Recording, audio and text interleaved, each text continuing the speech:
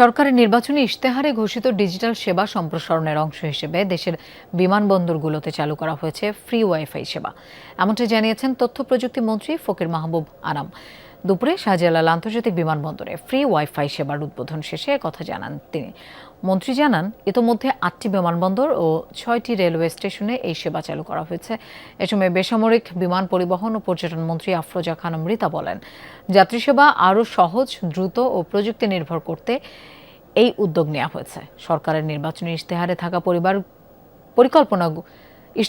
পরিকল্পনাগুলো ধাপে ধাপে বাস্তবায়ন করা হচ্ছে এবং ভবিষ্যতেও তা অব্যাহত থাকবে। শিগগিরই চালু হতে যাচ্ছে বহুল প্রতীক্ষিত থার্ড টার্মিনাল। এর মাধ্যমে যাত্রী সেবার মান ও সক্ষমতা আরও বাড়বে বলে আশা করেন তিনি।